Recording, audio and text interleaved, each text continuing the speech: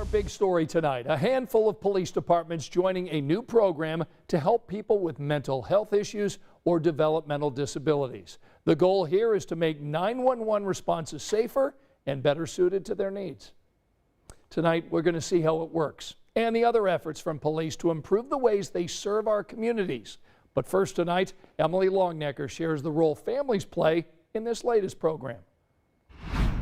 The program starts with this decal right here. When officers and first responders see it on someone's front door or vehicle, they know they might be about to encounter someone who has a hard time communicating or understanding what's going on. Happy birthday to you. Having a kiddo with Down syndrome definitely brings on its own challenges.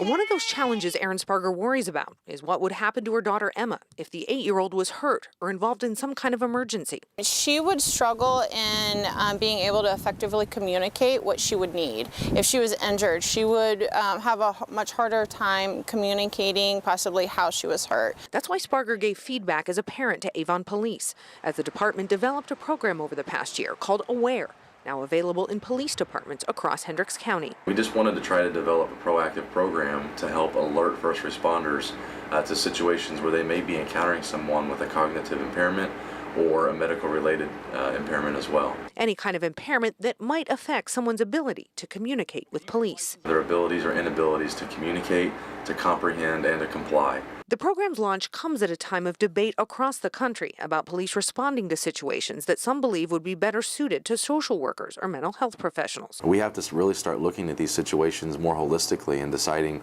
what's the best response. Avon Police believe the AWARE program can help with that, starting with this medical form on the program's website, awareprogram.info. Once a doctor fills it out and signs it, you can take it to a local police department in Hendricks County and get AWARE decals, like the ones already on Erin Sparger's trucks and front door.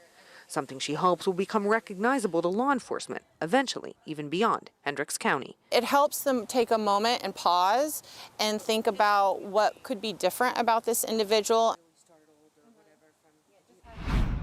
A handful of police departments across Indiana are finding different ways to better serve our community. The Bloomington Police Department started a program 2 years ago where social workers respond to 911 calls with officers. They help people struggling with things like mental illness, homelessness, addiction, or domestic disputes. I can work with them to try to find them services so they don't need to call the police anymore. That's the goal. In Greenfield, officers are required to go through virtual de-escalation training, simulating real-life situations that teach officers how to respond. It's as real as you're going to get without walking into a room and having live people in there doing it.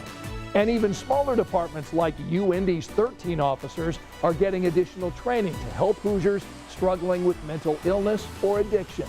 We're focusing on signs and symptoms, how to recognize them, and then how to take that information and get the individual in crisis to the most appropriate resources. IMPD's Crisis Assistance Team offers the training, teaching a 5-step action plan to reach out and offer support. It's worth noting IMPD's de-escalation and use of force training were in the spotlight recently when a sergeant was charged with battery after an arrest. The body cam video, which is too graphic to show you in full, captured Sergeant Eric Huxley kicking a man in the face after he was arrested for disorderly conduct.